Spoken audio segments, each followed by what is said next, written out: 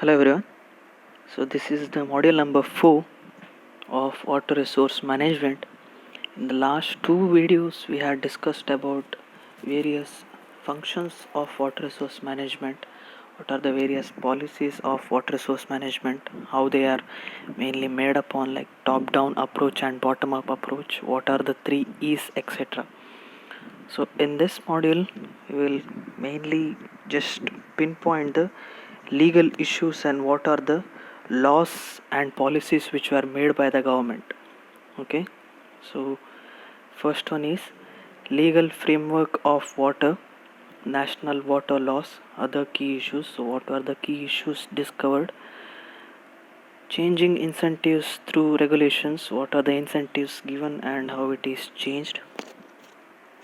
National water policy, national level commission, irrigation management, transfer policies and activities, legal registration of WA, that is Water User Association, legal changes in water allocation, role of local institutions, community based organizations, water policy reforms of India.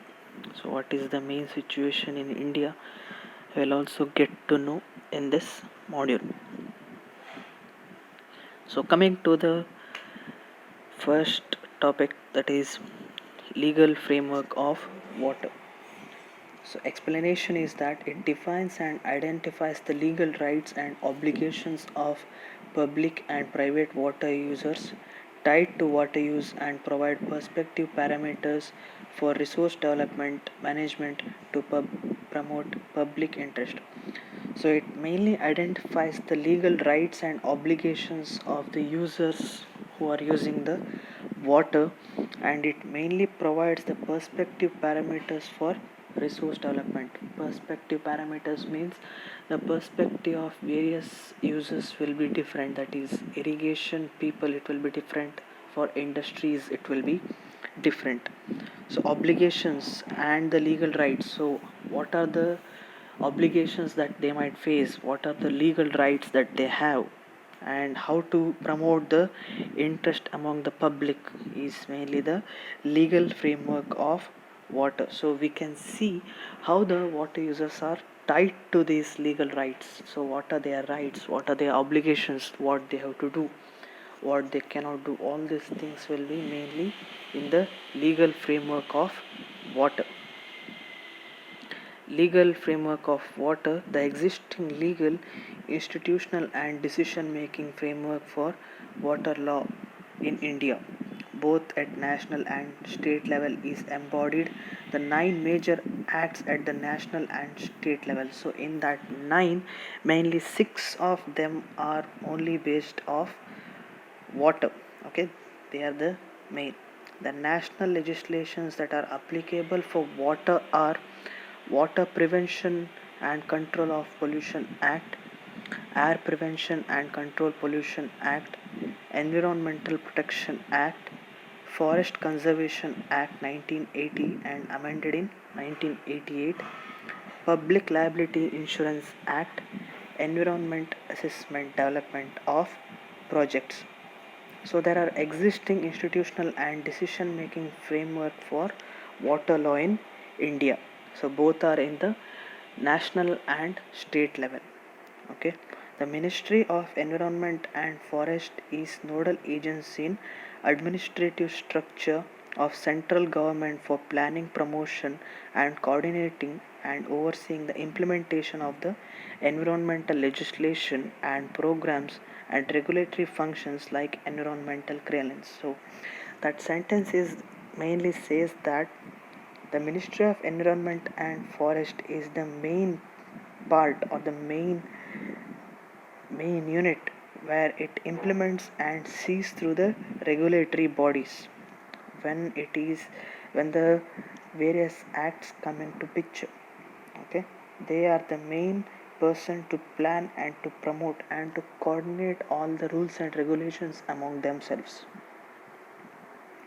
So first one, it is Water Prevention and Control of Pollution Act 1974, an act to provide for prevention and control of water pollution and maintaining or restoring of the wholesomeness of water for the establishment with the view of carrying out the purpose aforesaid of boards of prevention and control of water pollution for conferring and assigning to such boards of powers and functions relating thereto and matters connected therewith. So this act mainly provides the control of water pollution and also restoring the real quality of the water, and also it mainly focuses on the prevention and control of water pollution by assigning various powers to various bodies. Okay, the act was amended on 1988 and it was updated on year 2003. So every act has to be updated as the year goes on. Okay, so this was mainly acted upon 1988. The bill was mainly passed on 1974, but again it was amended at 1988 and then again it was updated on year 2003. The aim of act was to deal with variety of environmental issues including waste on land, water pollution, abandoning mines, noise pollution and prevention of atmospheric pollution.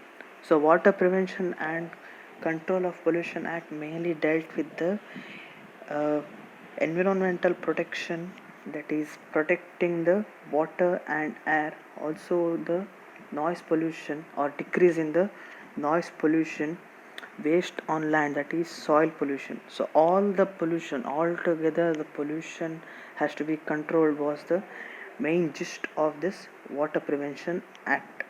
Next, Air Prevention and Control of Pollution Act, an act to provide prevention, control and abatement of air pollution for the establishment with the view of carrying out aforesaid purpose of boards for conferring in assigning to such boards powers and functions relating thereto matters connected therewith. So this is the main law to this is the main act to prevention of air pollution. Okay, the air pollution has to be decreased, and also same as that of the previous law, the various powers were given to such various boards to control the pollution of air.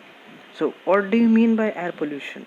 Air pollutant means any solid, liquid or gaseous substance including noise present in the atmosphere in such a concentration as may or tend to be injurious to human beings or other living creatures or plants or property or environment. So air is always not pollution free, or it always have pollutants. So what are pollutants? Anything which is present in the air which can cause diseases to other living beings and monuments and structures can be said as air pollution. Even noise is considered as a air pollution. We can also basically categorize it as noise pollution separately also. The act was amended on 1981. So as you can see, due to less pollution, the quality of viewing, or we can view various objects more clearly all over the world right now. So air pollution is real. So because of the air pollution, certain things are not visible. As you can see, this is the situation now. The pollution is very low at the time of this lockdown, and we can see a very humongous change in the decrease in the air pollution. Environmental Protection Act 1986, an act to provide for protection and improvement of environment. As whole together, it is the act to provide protection and improvement of environment. So what is environment? Environment includes water, air and land, and the interrelationship existing among between water, air and land and human beings and other living creatures. Environment, this main definition is mainly focusing upon the ecosystem, how humans, plants, animals and other living creatures and microorganisms live together in harmony. Environmental pollutant means any solid or gaseous substance present in such concentration as may be tend to injurious to environment. Anything which is injurious to health of other living creatures can be said as environmental pollutant. Forest Conservation Act 1980, amended in 1988, an act to provide for conservation of forest. It extends to whole India except the state of Jammu and Kashmir. It shall be deemed to come into force on 25th day of October, that is 25th October 1980. Whoever contravenes or abets the contravention of any of the provisions of section 2, so if anyone doesn't obey the forest conservation law, it is punishable as they can be put into jail and they can be imprisoned for 15 days. It is a long time, 15 days, if the act is, or if the rules and regulations of forest conservation act is not followed properly. There are many illegal activities which will be always going on in the forest. So in order to curb all those illegal cutting of trees, Forest Conservation Act is very necessary. So next one, Public Liability Insurance Act. An act to provide for public liability insurance for purpose of providing immediate relief to persons affected by accidents occurring while handling any hazardous substance for matters connected to thereof or incident thereto. So any person who is handling any hazardous substance, if any chemicals or any hot material or any hazardous waste, if he is handling, and if anything happens, if any accident happens, he will be having a public liability insurance to protect his life and his medical bills basically. So this law mainly provides the immediate relief to the person affected by accident occurring while handling the hazardous substance in the industries or anywhere else. So next one, Environment Assessment Development of Projects 1994. So it was enacted in 1994. This assessment concentrates all the environmental consequence of plan, policy or program. So all those plan and policy, whatever is there, what are the main consequences of all those plans and policies will be mainly assessed in this act. So as we can see, environmental assessment development of project. So you can see the word assessment over here. So next, other key issues are, so why basically these laws and regulations are made, and most of the times it's not successful fully. The efficiency of these laws and regulations are not always full. Why is that? That is because first one, lack of awareness. So there is a lack of awareness about the laws and policies framework, and still a major issue. This issue is mainly in the rural area where news and there is no basic electricity also, so they will not know about these rules and regulations. All participants are, or most of the participants are completely unaware of the law and policy changes that is happening across the country. Next, lack of participation. In law and policy making process, there is a collateral impact due to lack of awareness. Mostly law and policy making process follow top-down approaches where people are receiving and have no role to play in framing the norms and regulations. The idea of participation is important from the angle of implementation of various policies. So as you can see, we have two approaches of planning, that is top down and bottom up. As we said in the previous modules, the bottom up approach is the better approach because the stockholders will be having the knowledge of what they are getting. But many of the times top down approaches are followed, so the receiving and do not know what they are receiving, so they don't have any idea what it is coming to. So the participation is decreasing, right? If they don't know what is happening, they will tend to not to participate. So because of the lack of participation, it is a major issue in formation of the laws and the efficiency of the law. Next one, gender and caste discrimination. Gender and caste are two important factors to be given adequate attention in the law and policy making framework related to water and sanitation. Women and lower caste people are often neglected in this process, which is very, very wrong. Women play a major role in conservation of water, so maximum importance to women has to be given. In the previous module, we can see that women or the main importance was given to women. National water laws. Why is national water law so necessary? So why is it necessary? So water, like air, is one of the most basic requirements of life. We can not survive with water, so it is one of the most important thing. If a national law is considered necessary on subjects such as environment, forests, wildlife, biological diversity, etc., a national law on water is even more necessary.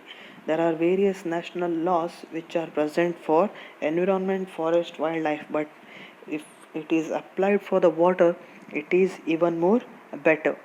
Water as basic, if not more basic than those subjects. More than environment, forest, wildlife, biological diversity, water is most important.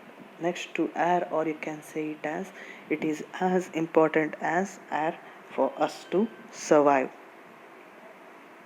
So this is the main key features of national water policy. National water policy have been drafted by Ministry of Water Resources of Government of India with an aim to formulate policies for governing and planning and development of water resources for optimum usage. The National Water Policy was drafted by a working group of union ministers and chief ministers in 1987. Since it has been revised in the year 2002 and 2012. Obviously, the subsequent policies attempt to improvise the previous policies to meet contemporary challenges and to apply modern technology and management techniques to manage available water resources. So mainly this whole next four slides are mainly for your information. You can pause it and you can once go through the whole slide. So it mainly features, that is, what are the key features of National Water Policy of 2012 we can see in these slides. There are mainly four slides of this. You can go through it once. Okay, so first one is planning, development and management of water resource based on common integrated perspective. So that is, water has to be taken into consideration as common perspective. Equity and social justice should be ensured in use of allocation of water for humans, etc. So as you can see, it is so much so self-explanatory and it is for your information only. You can once go through the slides.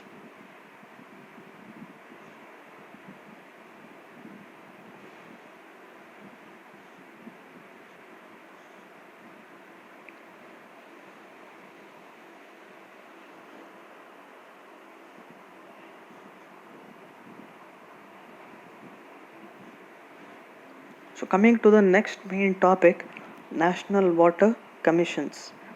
So functions of National Water Commission. What are the various National Water Commission, or what are the functions of this commission? Are first one, incentive the state government to implement irrigation projects. So as you can see, as the population is increasing, the amount of food production will also increase. So there will be some of the amount or financial aid will be given to the state government so that they can give the subsidies to the farmers when they are doing the irrigation projects. Lead the national aquifer mapping and groundwater management program. So as you can see, or as you can know, that the aquifer is the one point where the groundwater is mainly stored. So if we can have the mapping of the aquifer, we can easily take the water and we can also easily manage the water scarcity in major areas. So we have to lead the national aquifer mapping. So National Water Commission mainly does that. It will give the national mapping and groundwater management the national aquifer mapping will be given to the state government or the person whoever is concerned. Develop a specific program for rejuvenation of rivers.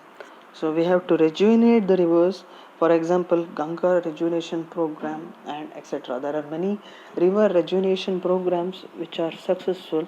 Rejuvenation is very important because once it dries up, the water who there will be many people who will be depending on that only water, and those who are depending, it will be very difficult for them to survive without the water. So if we rejuvenate, there will be a new source of water, or the existing source will be more efficient, and we can give the water to the people who are concerned. So this is the central agencies in water resource sector: Central Water Commission, Central Groundwater Board, National Water Development Agency, Brahmaputra Board, Central Water and Power Research Station, Central Soil and Materials Research Station, National Institution of Hydrology, Ganga Flood Control Commission, Water and Power Consultancy Services Private India Limited, National Projects Construction Corporation Limited. So these are the various central agencies. It comes from the central government. So WUA, what do you mean by WUA? What are their functions? Let us go through it. Water User Association. Water User Association is an organization of water management made up of a small group and large scale water users such as irrigators who pools the financial requirements, technical material, human resource for operation maintenance of local water body system such as river and water basins. So organization mainly it is a small group consisting of people such as irrigators, technical people, human resource people, and the people who mainly or main uh, what you can say is the people who use the water in the maximum extent, or the survival based on the water itself. So WA is a non-profit structure. Members are typically based on contract and agreement between the members and the water user association. So it is a non-profit structure, and these members are based on the contractual agreement. WA plays a key role in integrated approach of water management that seek establish a decentralized, participatory, multi-sector, multidisciplinary government sectors. So they are mainly based upon the decentralized system. A centralized system is not so good in the water resource management. So this is a decentralized system, participatory. It is all the stakeholders will be participating. It is a multi-sector and multidisciplinary government sector. Objective and scope of WUA. Okay, conservation of water catchment. So whatever are the water catchment areas are there where a river can be formed, those will be conserved. Sustainable water resource management. So sustainable management of water will be done, that is the main objective. Increase availability of water resources, increase the usage of water and economic and social improvements. The core function of WA is to operate waterworks under responsibility and to monitor the allocation of water among its members. So this is the main function of WUA, that water works under the responsibility and to monitor the allocation of water. They have to monitor how much water is given to various members and where it is mainly used. So this is the key functions: exchange information and ideas on water resource use. So if there is any ideas, if there is any new technology or innovation, they can exchange the idea so that we can conserve the water more easily. Monitor water availability and use. They mainly monitor the availability of water and its use. Provide technical assistance in areas such as soil, water, crop management, livelihood, diversification, marketing, finance, and saving. So, technical assistance such as economical assistance will be mainly given. Okay, in this WUA, that is Water User Association. Discuss potential projects and developments, including the climate change that may affect the water usage. As you know, the climate change is real, and the amount of water which is available now, it will be altered every year, and in the consecutive years it will be not the same. So we need to develop any other way to conserve the water. So discussing the potential projects and development will be mainly done in the WA. Operate and maintain a water service or structure such as water mill or canal irrigation wherever it is mainly required. So operating and maintaining a water service system is done by the WA. Resolve conflicts related to water use. There will be always conflicts regarding the usage of water, as you can see with the Kaveri River. Representation of stakeholders needs at higher level.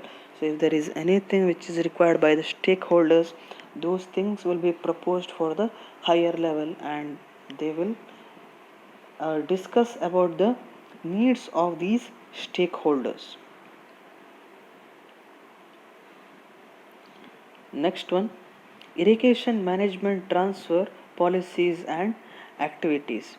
Irrigation management is a system of physical structure such as dams, canals, gates, pumps, and other that capture water from natural source and distribute it to the farmers for watering crops.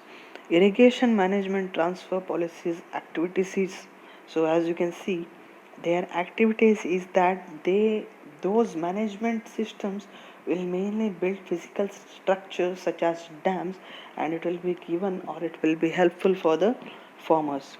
Irrigation management transfer policy is defined as the transfer of some or all irrigation management responsibility from government agency to one or more private person or organization.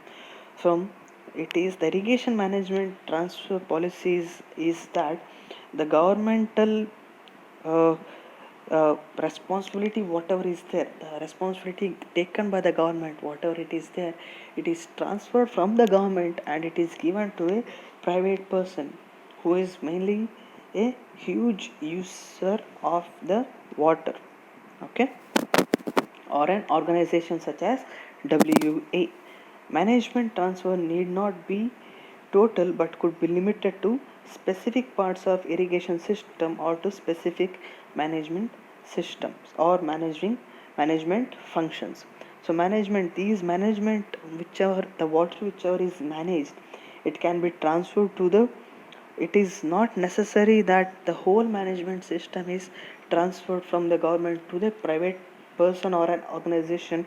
A part of the system or a part of the management can also be transferred to a private person. Irrigation management policy has mainly two policies, that is government agency and private organization. For system managed by government agencies include three basic components. A basic rule or system of allotting water to farmers, so allocation of water to the farmers will be done.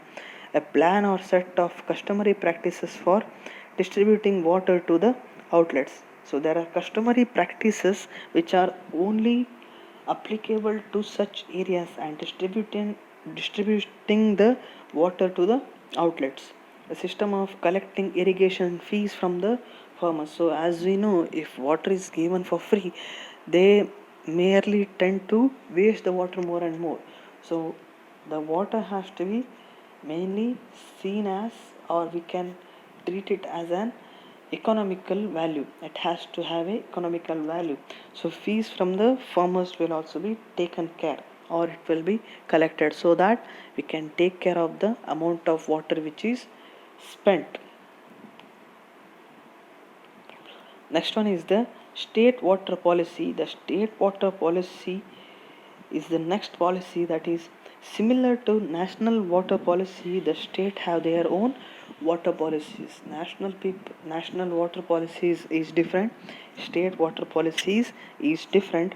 So these are some of the state water policies. That is Rajasthan state water policy. As you can see, or as we know, Rajasthan has a huge amount of desert in them, and management of water is really necessary. Uttar Pradesh state water policy, Karnataka state water policy, ours was done on year 2002. Maharashtra state water policy, Punjab state water policy, Bihar state water policy, and other state water policies. So the latest one was by 2010 by the Bihar water policy. Irrigation management activities and institutions. So what are the various irrigation management activities and institutions we can see? So what is the main objective or main activities done by them? So first one is the water distribution, capturing and distributing water in an irrigation system. It is also called as operation. So water, it has to be captured and it will be distributed to the various irrigation systems.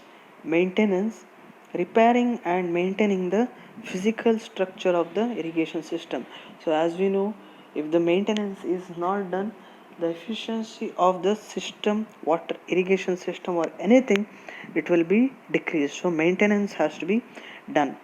Resource mobilization, raising the resources needed for operation and maintenance. So there are many resources that we need for the operation and maintenance of water bodies or water systems. So those things has to be raised. So this will be done by the irrigation management activities and institutions. Conflict resolution, resolving conflicts among the users and system managers over the above three items above. So in these three, if there is any conflict arising, those conflicts has to be resolved. If the conflict is not resolved, it will be very difficult to prosper, or it is very difficult to function in a long run. So next topic is water allocation. So what is water allocation? So and something is allocated to you means what? It means that something is given to you, something is shared to you. In the same way, a water allocation is an authority to take water and an entitlement to share of available water resource in the catchment. So for a person, an amount of water is entitled. So much of water is given to an authority. They can give that water, or they can share that water to the various people, okay, from the available water resource. Okay. So what is water entitlement? A water access entitlement is an ongoing right and exclusive share of water from a water resource named as consumptive pool, as defined in the relevant water management plan. So water, he is entitled to a person, and he has a right or exclusive share of water from the water resource. Okay, only he has that right to use and manage that water. Why do we need to allocate water? So what is the main necessity to allocate water? Is it really needed? So there has always been conflict over water. At first there are plenty, then shortage develops due to drought and increased use. So at the beginning there will be so much of water, people tend not to care about it and they waste it. But Usually, as the year goes on, there will be drought and also an increased use or non-uniform usage of water.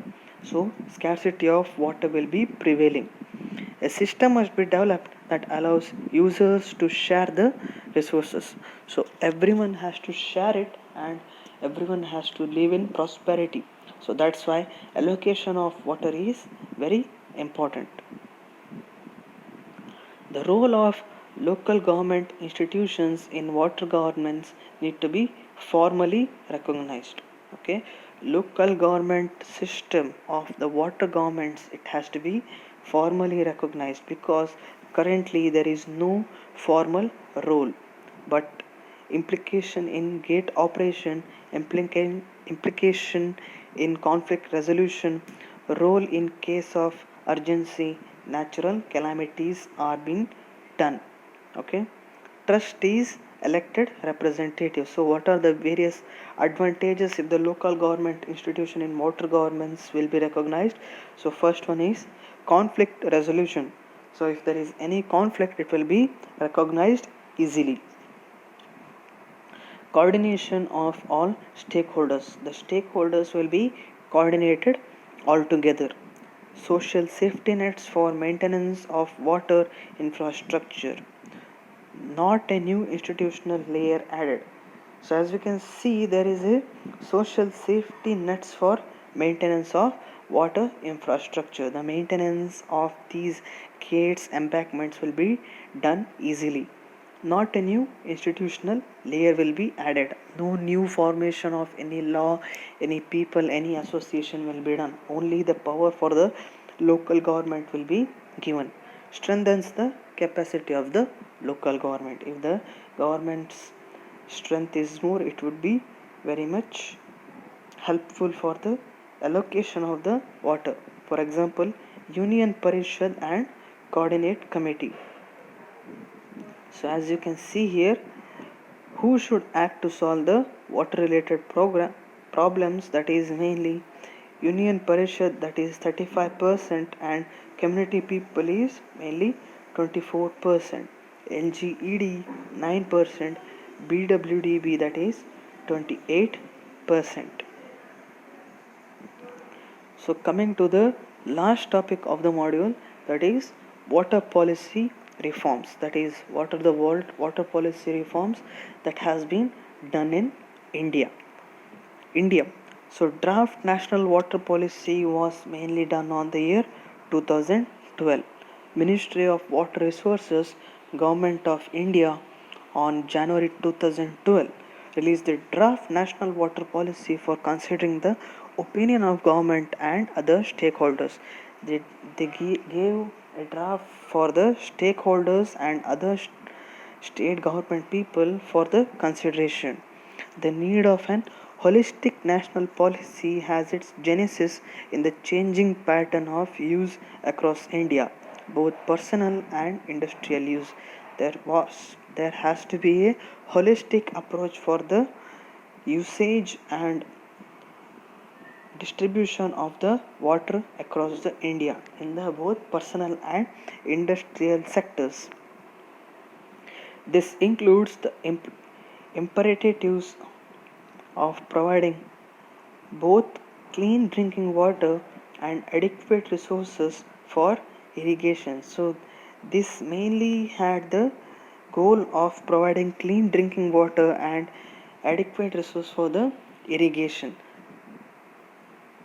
The move to look at renewable resources of energy like hydropower and natural disaster management and rehabilitation following devastating floods and droughts. So these were also be seen or taken into consideration.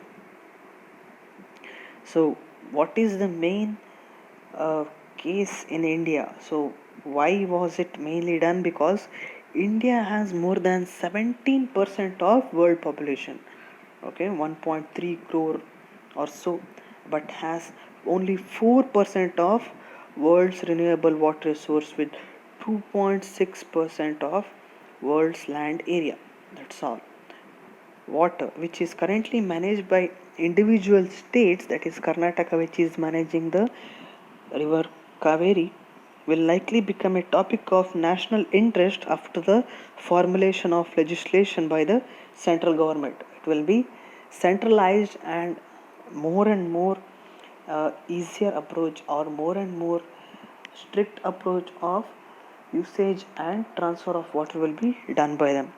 The policy has been ferociously opposed by the farmers in some states, as the proposed water policy intends to impose an official control on use of groundwater, sometimes currently unregulated in most states.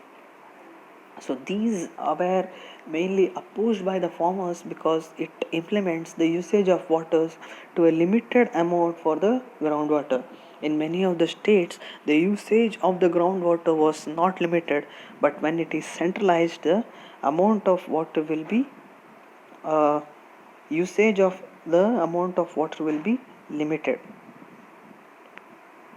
So key items in the draft water national policy include, so what were the key items that was included in the national water policy which was shared with the state government and stakeholders was, so it was first the national water policy, as you can see here, it was renewed on 2012.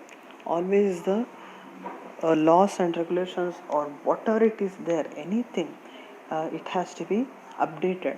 As you can see, every year or every 2 to 3 years or so, you will be updating your mobile phones because there will be new features and new things which can be done. So in the same way, the laws and regulations, there should be changes which will be helpful for the people. So the water national water policy was again drafted, or it was updated on 2012. The first one was on 2002. Unlike the 2002 draft, priorities of water allocation have been done away with. So mainly priorities was given to various persons or stakeholders. In previous policy, water allocation priority have been broadly included drinking water, irrigation, hydropower, ecology, agro industries and non-agricultural industries and navigation. So these priorities, whatever was there, it was taken out. So previous policy, this irrigation, hydropower, ecology, etc. was prioritized. In the central national water policies, those priorities were taken away. Everything was taken as one, or everything was considered as the same. The center would like water budgeting and auditing to be made mandatory, and for each state to put a regulator for water allocation, water use efficiency, and physical and financial sustainability of water resources, with the mechanism to establish water tariff system and fix the criteria of water charges. The center would like to do water budgeting. An amount of water has to be budgeted, so much of water for so much of year, and the auditing has to be mandatory for each state government to put a regulator of water allocation. So what is the allocation of water done to various personnels, water use efficiency, what is the amount of water given and how much water was mainly used and how much was not wasted, and physical and financial sustainability of water resources has to be done. The draft is aimed to change the current attitude towards water recharging, both among the government agencies as well as the public, especially the farming communities. The recharging of the water was mainly changed in this draft systems. Currently, heavy underpricing of electricity leads to wasteful use of both electricity and water, which is this draft also hopes to reverse. So there was very uh, even though the water was charged and also the electricity was charged, it was very underpriced, it was very cheap. So people were tend to more and more waste the electricity. and if the electricity was mainly produced by the hydroelectric power, even the water will be wasted. So that was reversed. The pricing was again drafted, that is, new prices were coming to picture. The service provider role of state has been to be gradually shifted to that of regulator of services and facilitator for strengthening the institution responsibilities for planning, implementation and management of water resources. So the service provider role of the state, so state was mainly considered as the service provider, was to be gradually shifted to the regulator. So one who gives the water has to be the service provider and facilitator for strengthening the institutional responsibility of the planning and implementation of the water resources. The water related service to be transferred to community or private sector with appropriate public private partnership, that is PPP. So there are three main sectors of private organization. It is the third one. It was mainly discussed in the module number 3. So according to that, the service provider should not be the state, rather it has to be the public private partnership model.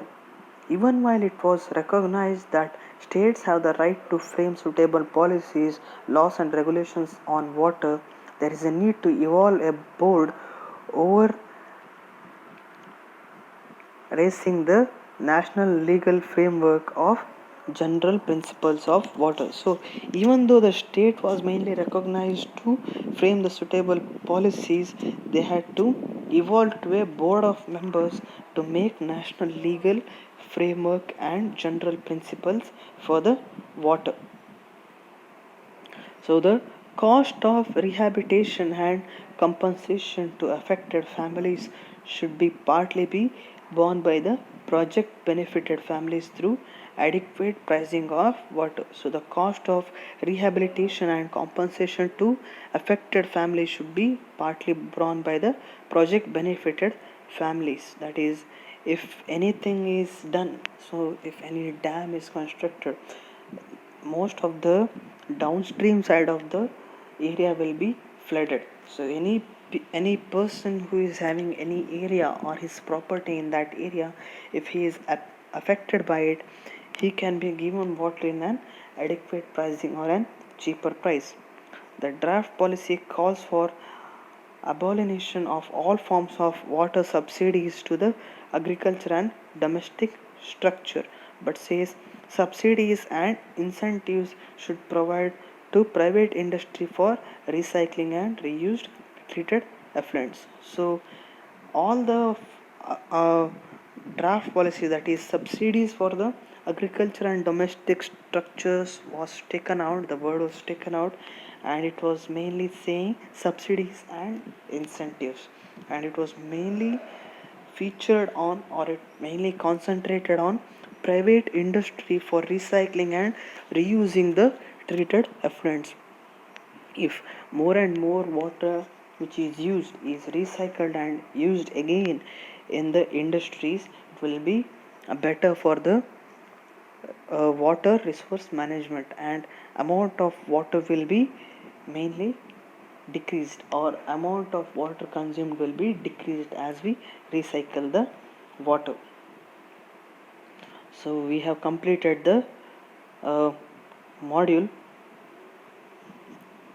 So as you can see, just let's go through once just revise it. So legal framework of water, what are the legal framework of water, we just went through, and what are the legal rights and obligations that private water sectors will be mainly uh, they will be having the right for their obligations and legal issues. We see, or we saw the various acts of legal framework of water. So these were the various acts which were mainly done. Next was the other key issues why these acts was mainly done. We had seen lack of awareness, lack of participation, gender and caste discrimination. What are national laws? Why national law is necessary? What is the national water policy. So national water policy key features what we are seeing over here, and in the last slide we had seen the draft of the key features or draft of this national water policy. Okay. Oh, so National Water Commission, we had seen what are the various functions of National Water Commission, what are the various sectors, what is water user allocation. It is a non-profit structure and members are mainly the people who use the water in very much high rate or very high amount. Okay. What are the various state water policies we had seen? Irrigation system management activities we had seen. What is water allocation? Why entitlement of the water is also required? We had seen. So this was a